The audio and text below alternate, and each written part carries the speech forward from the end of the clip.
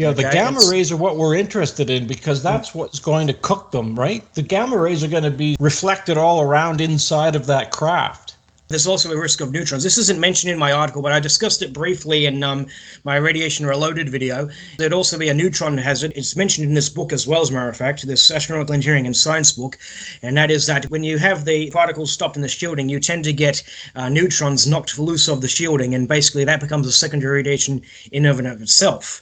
That's why you tend to need a layer of high Z material underneath the primary shield to absorb the secondaries. Yeah, but so what did the Apollo capsule have? They didn't have any walls. I mean, it didn't have any shielding or anything between the aluminum outside and the one on the inside. I've actually got a picture somewhere. I found this on createspace.com, which is a space collector's website. Somebody actually had found an actual section of the actual Apollo hull. He had some photos with, measuring its thickness and whatnot. Basically, it had a layer of ablative material, which is obviously the stuff that burns away on re-entry. Okay, that's made of things like some epoxy and some other lightweight materials. Underneath that, there was basically honeycomb brazed stainless sheets of aluminium, which are basically honeycombed together. You see, you've got these sheets on the top and these honeycomb structure on the inside. Underneath that, you've got the same thing, but as steel. Okay, and so that all mounts up to be about 8 grams per square centimeter of shielding. And as I said, you need something like 100 grams per square centimeter of shielding to reduce it down to about 0.8 rads. It just demonstrates that they had no shielding. How the hell did they do it? That's the issue. We asked about what would be the dose rate in the heart of the belt. Well, as we showed earlier from Kovalev's article, he reports that at that inclination attributed to Apollo, in the heart of the belt, you're looking at about 390 rem per day, which is about 16.25 rem per hour. And of course, you can convert that to minutes and whatnot and see how much radiation they would receive. But then, of course, not just the heart, but the radiation on the way there, it all adds up, you see. And I showed in my calculations that they would have received something like 100 rem for the two-way trip.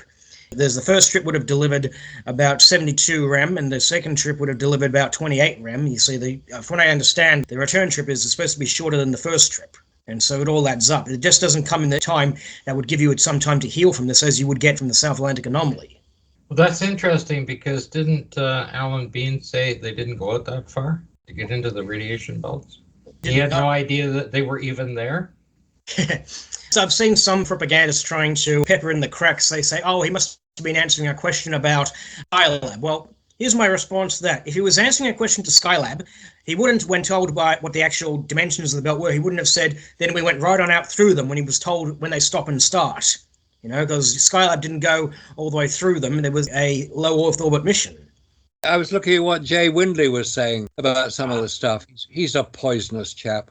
Windley and I had a little discussion back in 2009. He was posting on the Internet Movie Database forum, and he's loved to lie about this ever since. There was a forum thread about Bart Sibrel's documentary. Windley was basically, posting his usual bullshit here and there. One of the things he was claiming is that Sibrel posed as a Japanese company to lure Aldrin to the motel so we could ambush him for that, and then when he was punched in the face. That's not what happened. Sibrel, he has often stated, he says this in his book, that this Japanese production company was doing a video about the moon landings, the moon landing hoax. They wanted to interview both Aldrin and also Sibrel. Sibrel was supposed to be a surprise guest. And Aldrin, he apparently quit the interview early when the topic of the hoaxes got brought up. And that's where he encountered Sibrel on his way out, you see. And in fact, what I found was there's a book by Aldrin, Magnificent Desolation. Now, this actually came out around the time this forum was going on. In his book, Aldrin, he writes that he did, in fact, give an interview to a Japanese TV company. And Windley is claiming in this forum thread that, I looked at police reports, I looked at prosecutors' reports that said that Aldrin was ambushed. Sibrel posed, quote, posed as a Japanese production company to lure Aldrin to the motel. I went into the forum and I basically said, well, how do you explain that when you got this statement from Aldrin? He dodged it like the plague, and I'd also called him out on his lies about, he claimed there was no major solar flares during the Apollo missions, and I cited the Comprehensive Flare Index for Major Flares, which is basically this list of all the, quote, major flares during the Apollo missions. He, rather than accept it as a correction, he just said, well, how many of those flares were proton events? At the time, I wasn't able to answer that question because I didn't have the records. The proton data on NOAA's website was from 1976 onward. I couldn't say which flares in the list were proton events because we didn't have that data on their website. Since then, I've managed to learn that at least one of the solar flares during Apollo 16 was a major proton event. And in fact, I did a whole article about that. That was my 5th column. We continued along these lines, and the moderators, they started deleting my comments, calling Windley out on his lies about Aldrin and about Sobrel. When it became clear that my messages would continue to be deleted, I just stopped debating it at that point. I just pretty much used it up for what I needed it for, I guess. And since then, Windley has lied through his teeth about that. He claims, Jarrah deleted all his posts after I owned him. I did not delete any of my messages. The only people who deleted my messages was the moderators, the administrators. And they claimed, he was posting profanity. No, I was not. In that same thread, he actually remarked, well, you're very polite to this time, Jarrah. I had encountered him once before then. I had joined a forum. I was under the impression it was a forum, but in fact, it was just another echo chamber.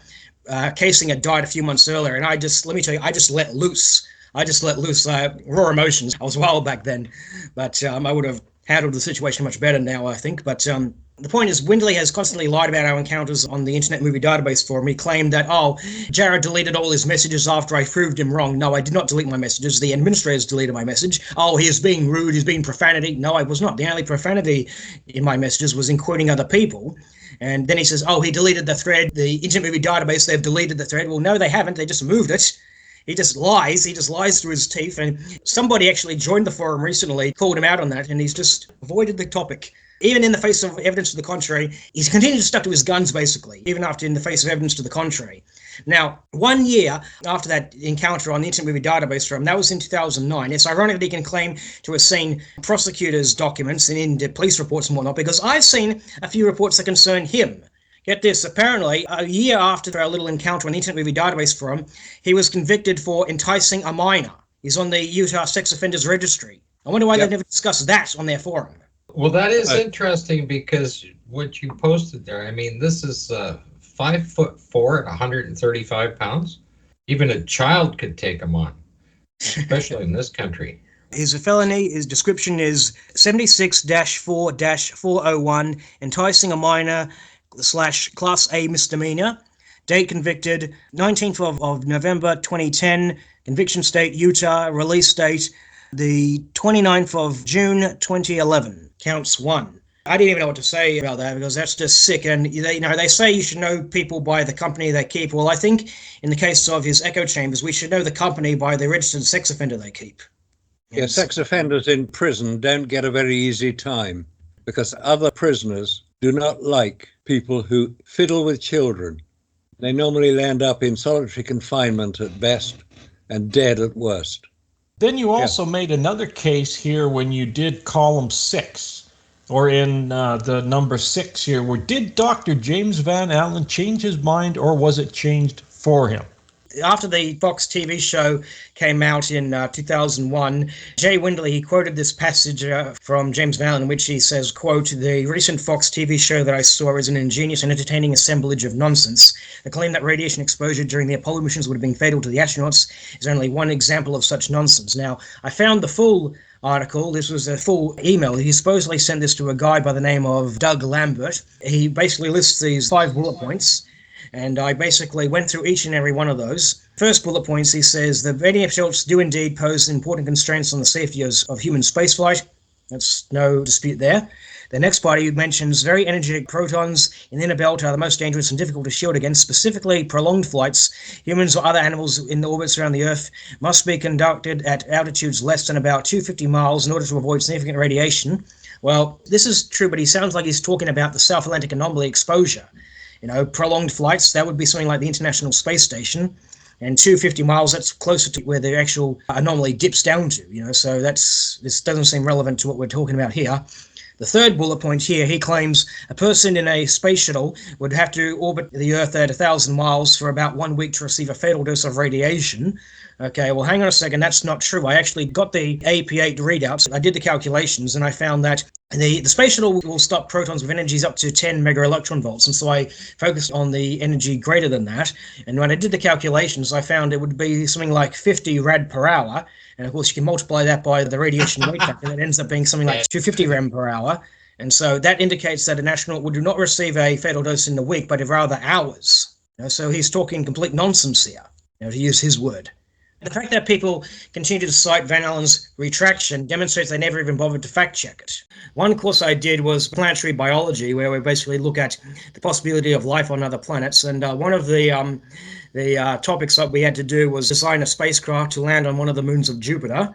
I basically proposed this elongated dragon-like capsule with basically a big driller thing to basically try to drill down to the water. Basically, there's a theory that there's a subsurface ocean there. I did a proposal basically have this spacecraft land this drilling thing so we can actually try to find some sea life or microbial life there. I went through all the trouble of discussing how to land this thing, how to shield the instruments from because the moon Europa actually lives in Jupiter's Van Allen belt. So you see the diagrams of that Elon Musk put out of his astronauts walking around in Europa. Well, how are they surviving the radiation? That's demonstrates he didn't think this through. But anyways, I went through all this trouble discussing this proposal to land this probe on Europa, what kind of instruments, what kind of experiments we could do to try to find life there. Extraordinarily detailed and everything. So many references, all this and all that, all these calculations and stuff. And I submitted that. I get 17 out of 20. And I said, why did I get 17 out of 20?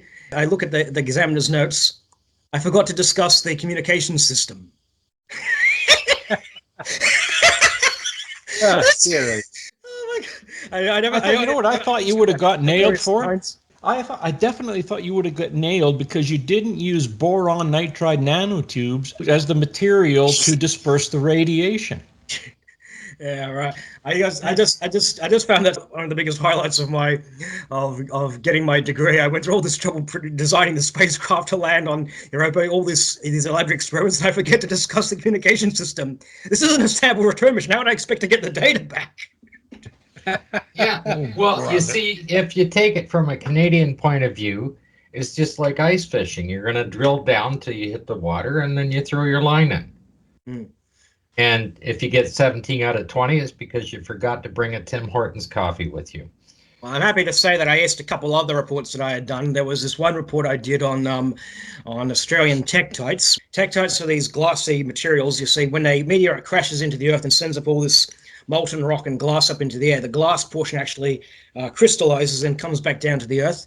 Because of the similar chemical compositions to glass in the Apollo samples, there were some theories back in the 60s and the 70s that tektites came from the moon. Hint, hint. Anyways, I did this report on the tektites, and it's difficult to talk about tektites without discussing the lunar origin theories, and in my case, it's difficult to discuss those without voicing what I called my minority position about the moon rocks. And so I included a section about the rocks, why I reckoned that these things were faked and whatnot. And I was expecting to get marked down by that, but lo and behold, 100 out of 100. It had nothing negative to say, just, yeah, great report, 100 out of 100. I had a similar one as well where we were discussing they gave us 6 or 7 papers to read regarding the Allen Hills Mars meteorite, the one that was supposedly had nanofossils in there.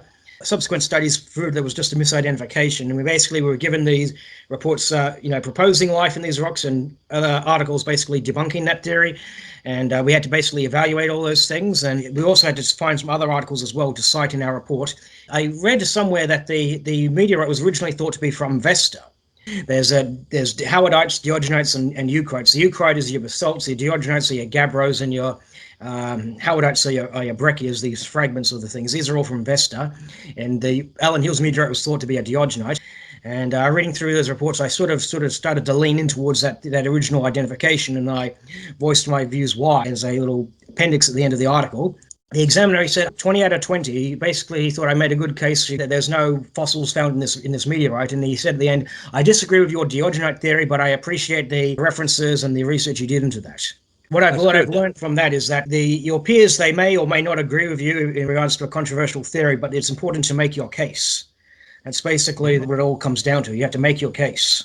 Do you think we should, because you were talking about getting graded on the papers you provided that you developed and how you created landing on a different planet kind of thing, should we take that and bring it forward to Apollo, and we should start grading their papers on their simulated moon landing? Because there's so much stuff that they were missing. I mean, they forgot about communications. They forgot Collins was up there. They just forgot about them. They forgot the communication. So that brings them down. That already takes them to 17 out of 20 right there.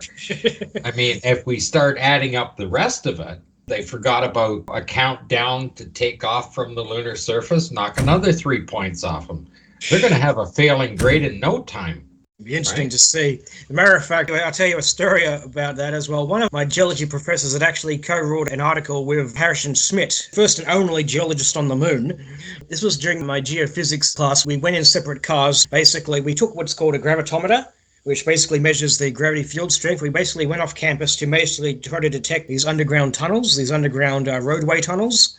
Okay, you can detect it by the gravitational strength. Okay, and so we went in separate cars. The person who was riding with the professor actually mentioned that I believe the moon missions were fake. And I kid you not, as soon as we got to the site where we were supposed to do the experiments, I'll never forget this. The lecturer, he says to me, "So, you don't like the moon landings, Jarrah?" And I said, "It's not that I don't like the moon landings, I don't believe they happened." And I kid you not, the whole field trip was basically just me and him back and forth arguing about the moon mission stuff. All my peers are like standing in the back, just sort of onlooking there, like I'm not getting involved, you know.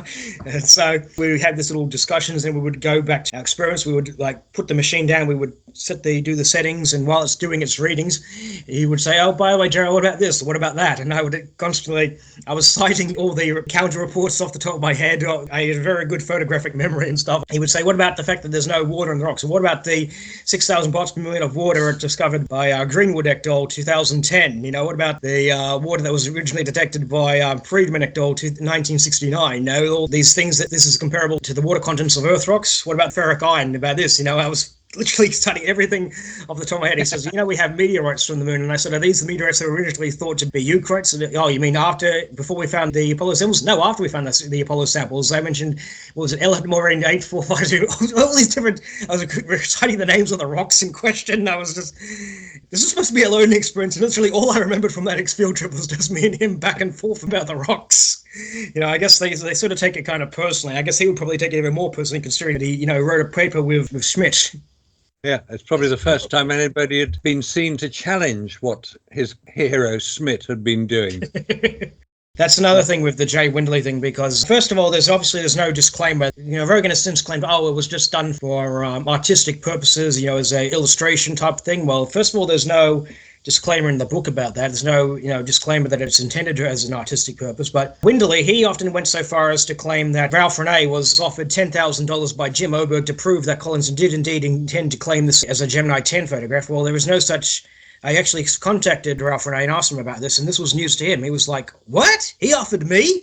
He was completely shocked. "He didn't offer me shit. We went to war immediately." Those were his words. You know, and so that demonstrates that Jay Windley, he's not interested in the truth. He just has this agenda to make those who disagree with him look dishonest by any means possible. Okay, so he also added that a lead shield rated at 4 grams per centimeter only mildly reduced the proton dose rates he recorded. What is this? What were you talking about here? I didn't know that Apollo capsule had a lead shield in it. This is what Van Allen had wrote in his article. This is his 1961 Space World article. Yeah, okay, there we are, yeah. This is from 1961. Apollo didn't have any lead shields. He's talking about the various satellites and space probes they sent up into the radiation belts. He reported a lead shield rated at 4 grams per square centimeter would only mildly reduce the proton dose. But then he has here, while the stainless steel and ablative material was rated at 7 to 8 grams per centimeter. This is what I reported here. This is what I write in the article. I write, he, Van Allen, he also added that a lead shield rated at 4 grams per square centimeter only mildly reduced the proton doses that he recorded on his spacecraft. And I say, by comparison, the Apollo spacecraft had a shielding of aluminium and stainless steel and ablative material rated at 8 grams per square centimeter. You know, and of course, Keller, they reported that you need up to 100 grams per square centimeter of shielding to reduce the proton dose down to approximately 1 Röntgen per hour. You see, this is what's confusing people. You have protons, then you have gamma rays, then you have X-rays, then you have REMs, then you have rads, then you have becquerels, then you have sieverts, then you have I mean, you have to do a lot of mathematics just to get back to the REMs or rads. You know, and context matters a lot, you see, because sieverts and REM, they apply to the equivalent dose. Rads and grays, they refer to the absorbed dose. And as I said, the absorbed dose, that's the amount of energy deposited in the mass. Okay, to convert that to the equivalent dose, you multiply that by the radiation weight factor, which depends on the type of radiation that's radiating the subject. One must be very careful how you use these terms because context matters. Yeah, but these guys are throwing this all over the place, and I think it's almost like they're doing this to confuse you. I got my little table here. For absorbed radiation doses, we use grays and rads. And of course, the grays can be divided to about things like milligray, millirads, and things like that. For the equivalent dose, we have the sieverts, the REM. REM specifically applies to humans because it's Röntgen equivalent in man. And when it comes to exposure purely from X-rays and gamma rays, we talk about Röntgens or coulombs per kilogram. I tend to try to stick with the units that most people will be familiar with, or most people who are versed in stuff will be familiar with anyways, like the rads and the REM. But of course, people tend to use rads and REM interchangeably at times. I plead guilty to doing that myself in the beginning and stuff like that, but I like to think I'm able to catch myself and make sure I use the correct terminology now. For example, now, just to keep it simple for the layman, what level of REM would kill you? 500 REM in any short time is considered lethal to humans. Right, and then let's go to grays. That would have to depend on the type of radiation that's affecting you, you see, because a gray is basically the amount of radiation that's deposited in the body. Okay, so you find out what the effect it would have by converting that to REM. 500 REM is considered lethal. If it's protons, then it's the absorbed dose multiplied by 5. If it's X-rays or gamma rays, then it's basically the absorbed dose multiplied by 1. So 100 grays would be about 10,000 rads, okay? And so, you can do the math there. If it's 10,000 rads of X-rays, you get 10,000 REM of X-rays. If it's 10,000 rad of protons, then you get 50,000 REMs of protons. Like I said, it all depends on the type of radiation that's affecting you. You got to make sure you're using the correct conversion factors. Right, and then last but not least, the sievert. For the record, 100 sieverts is equivalent to 10,000 REM. Can tortoises withstand much more radiation than humans can? Indeed, they can. I have an article that discusses them absorbing things like tens of thousands of Röntgens versus a few hundred for humans before it will kill a turtle. Again, we can't really use REM for turtles because the REM is not applicable to non-human life forms. We can use rads, of course, or Röntgens and stuff, but in the case of humans, it's measured in the hundreds, whereas in tortoises and turtles, it's measured in the thousands. That's another thing that Windley likes to bring up on his website. He brings up the Zond 5, which sent turtles and insects and some plants and whatnot around the moon. And he says, these life forms have survived without all these layers of shielding and whatnot. Well, they didn't quite need it because they're more resistant to humans. Anything that's more resistant to humans, we call them extremophiles. In the case of turtles and these insects, we consider those to be radio-resistant extremophiles. And in fact, the plant in question that they brought on Zond 5, that was a spider plant, and I find that very amusing that he would cite, this spiderwort plant can survive the radiation. You know what the nickname for spiderwort plant is? A living Geiger counter. That's its nickname because you expose the spiderwort plant to extreme amounts of radiation, only its stigmas change color. It doesn't die or anything like that.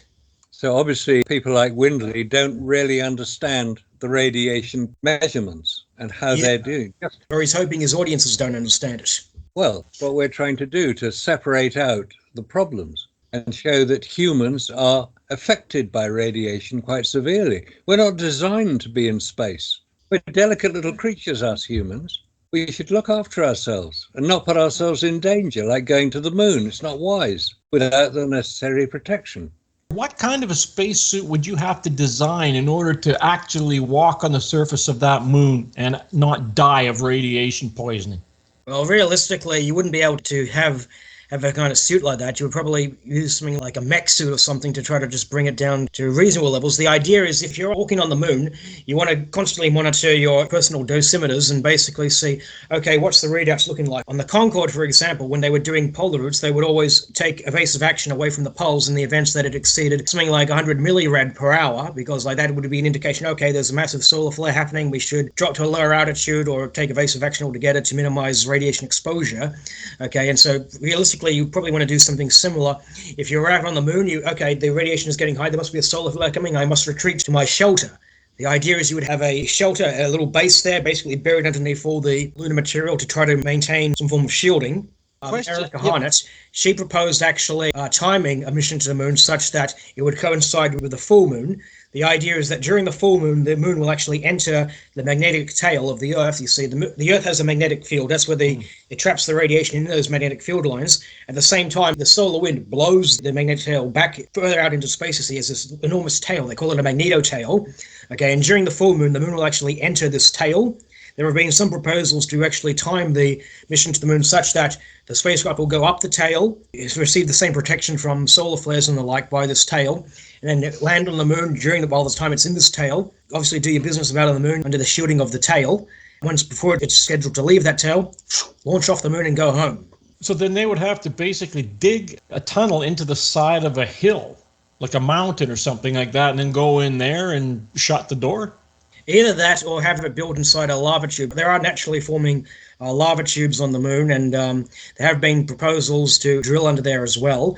Another question I get is, would Elon Musk's suits that they did the EVA in on the Polaris Dawn, would that function on the lunar surface? No, I don't think it would function on the lunar surface as a radiation shield, and based on the limited mobility of his suit, I think it's more geared for maintaining suit pressure during launch and re-entry, if in the event of there's a cabin depressurization like you had on Soyuz 11. Going back to what Common Sense Skeptic actually showed in his video, when they had the Robovan, or Robovan, whatever you want to call it, he was accompanied by the guy in the spacesuit. He seemed to be able to walk around better in sea level atmosphere. But even then, he couldn't really move his head because of the there's no neck ring or anything like that on the spacesuit. Like I said, Musk seems to be more concerned about making the suits look cool rather than making them functional.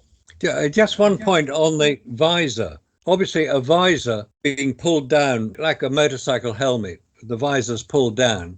If you've got internal pressure in the helmet, which you would have, wouldn't that force the visor out and allow all the air inside to basically be removed from inside the spacesuit? Or is there an internal helmet that is secured to the top of the spacesuit and the visor is just the protection from the bright light?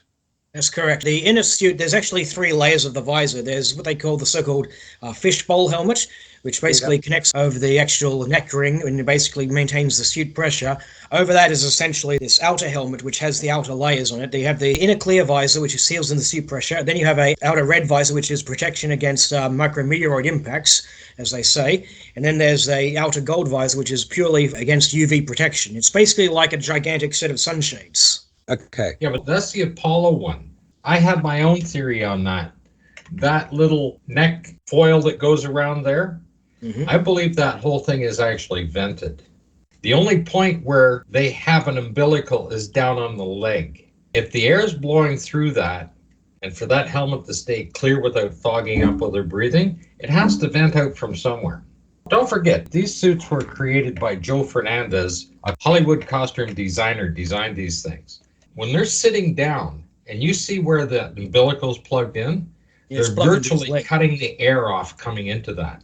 If they're bringing air in and controlling the air and the temperature in that suit, it has to have an exit to be able to control everything in there. That's just a minimum. So it has to have an outlet. And when you look at the banding around underneath the helmet, I believe that's just a vented material. Just a soft vented material that it's able to flow out of there. That'll keep them breathing properly, everything else. That helmet, when they pull it down like a motorcycle helmet, that's on a rubber seal. Yeah. Number one, rubber won't work, period. When you're at 10 to the minus 12, you can't use rubber. As soon as you see those features and they document that, then we can grade them and say, no, you can't have that. So we're going to have to knock 5 points out. So now it's only 15 out of 20. And when it folds down like that and doesn't have an interlock, it would have to be screwed down. You take a look at how Bill Demos puts his vacuum chambers together with 8 bolts around. It would have to have 8 bolts and they'd have to be torqued down to create that seal. And that's the bottom line. And when you see it like that and it doesn't have it, then we're going to have to take another 5 points off. Now it's 10 out of 20. And this is how you rate them. And because they didn't use anybody, a costume designer, now they're down to 0. I really have a question for Jarrah. When we had a talk with Bill Demos, he's the fellow that does the physics and the electronics at the University of Patras in Greece. So we put this question to him. You have a vacuum chamber down here, and you can bring that chamber down to torr 10 to the minus 6, And you go into space, you go above the atmosphere, keep going. There we go. We're at torr 10 to the minus 6. Now you're in both places, it's equal. Why is it that you do not need metal seals there, but you do in the vacuum chambers on the Earth? It's supposed to be the same place because you're going out, out, out, out. That's almost like you're slowly removing the air from the vacuum chamber like a pump. Mm-hmm. You're slowly going out until there's pretty much nothing there. And why would you need these seals? I mean, it's crazy. So when we're talking to a guy that has a Bachelor of Science with honors in this field, and he's saying that that's the reason why he has to use metal seals, one-time metal seals, by the way. He says it'll work up to torr 10 to the minus 6. Anything beyond that, if you don't use a metal seal, it will not work. It will leak.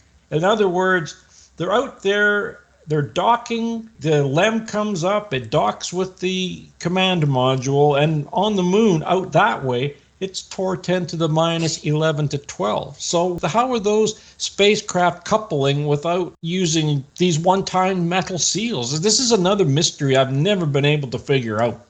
I'd have to look into what you're talking about, the actual seals themselves. I'm not quite sure which ones you're talking about, but the on Apollo, supposedly what they had to do was they had the probe and drogue, which they had to manually take out and insert back into the tunnel. The transfer tunnel was what they were supposed to be using to actually dock the spacecraft with. But wasn't there rubber around there to seal the air? I would be surprised if they didn't have that kind of stuff, which I haven't looked into this subject myself, but I would have to look into that particular topic. Because, see, this is something that nobody can answer. I mean, we've asked Bill. He's explained it, and it makes sense because he has a Bachelor of Science with honors in that field. But if you ask anybody else, like you ask these numpties out there, they have no answer for it. And then you say to them, for example, well, it's the same place, isn't it? Well, if you have minus 6 down here and you have minus 6 there, isn't it equal? Well, of course it is, because water and blood boil in the same place. It outgasses. Yeah, and then if you see Bill clean up his equipment to make it seal, and then we have astronauts climbing over a door frame with lunar dust, regolith, all over the place. How is that door ever going to seal? And that's just one thing. Then we can add one more item to it. The bloody machine is sitting with one side to the sun and the other side's to the shade the entire time. The temperature differential is going to warp that aluminum. There's going to be expansion there. That door wouldn't seal because it won't fit anymore, just because of the temperature differential on there. So there's just 3 factors there on it. So they get 0 out of 20 on that project as well. I mean, we're just going to keep rating them. I just found this one article here. This is actually a paper, rather. Apollo seals, a basis for crew exploration vehicle seals. They're talking about building seals for the crew exploration vehicle, as was known back then. Now it's called Orion, obviously. Basically, they say the CEV resembles a scaled-up version of the Heritage vehicle. Seal requirements are different than those in Apollo. Like I said, all the testing they've done at the Sandusky chamber with Joyce Deaver and all the different materials she put in the vacuum chamber. We have images already of rubber seals put in the vacuum chamber and see the distortion and swelling that happens to them. Speaking of rubber seals, you guys were talking about the Challenger disaster on the previous program a couple of weeks back. I actually managed to interview the guy who actually looked at the seals on the Space Shuttle Discovery in the build-up to the Challenger disaster. I have a whole video about that on my channel. His name was Roger Beaujolais. He basically reiterated all the things that had gone, wrong leading up to the Challenger disaster. Basically, the way the solid rocket boosters work, normally when you want to build a solid rocket, you would have one single tube filled with the solid rocket, and you call that a day. You would have those shipped over by a barge, over to the Cape. But because the contract for the solid rocket boosters on the shuttle went to Utah, they had to be basically divided up into segments and basically shipped via rail, and then basically stacked together like a Lego set in the vehicle assembly building. Now, basically, the seals, they clamp together like this, you see. You've got a tang and a clevis, and because of the fluctuations in the propellant, it's going to be buckling this way and that as the rocket is burning the propellants and taking off. And so you want to have an airtight seal. They would use a zinc putty to try to seal it, and as a backup, they would have these O-rings, which would basically fit into there. The idea is that if you were pushing out on the O-ring, it would compress the O-ring, prevent the gases from getting out if the thing pulled away from there, the O-ring would expand out because it's a pretty big O-ring. It would expand and then would just block the seal. Okay, that was the plan, but in practice it turned out the primary O-ring could fail, or fail in parts. The first 14 flights had a little damage here, a little damage there, as Beaujolais said, but on the 15th flight, which was the Discovery launch, and ironically enough, Ellison Onizuka was on that flight. Okay, one of the astronauts who died in the Challenger disaster, he had a precursor to his brush with death. Basically what happened was it was very, very cold on that particular launch. This was in January of 1985. And it was about 53 degrees Fahrenheit. When they got the boosters back from the mission, Beaujolais, he was inspecting the damage, and he found that the primary O-ring had failed completely, and it allowed massive amounts of hot gas to get past the primary seal. Fortunately, the gases, they didn't escape to atmosphere because the secondary seal did its job, but this demonstrated that the primary seal could fail completely. Okay, and so the discriminator, he believed, was the cold. He remembered seeing on the TV the day before that the weatherman was reporting temperatures up to 53 degrees Fahrenheit. The citrus crops were going to be destroyed and the citrus trees would have to be replanted because of the cold. He presented his findings to Thiokol. He was asked to present these to NASA, basically show that the photographs, he showed him the swabs that he used to take samples of the blackened grease that had occurred. And he says, I believe that the temperature was the discriminator. Discriminator.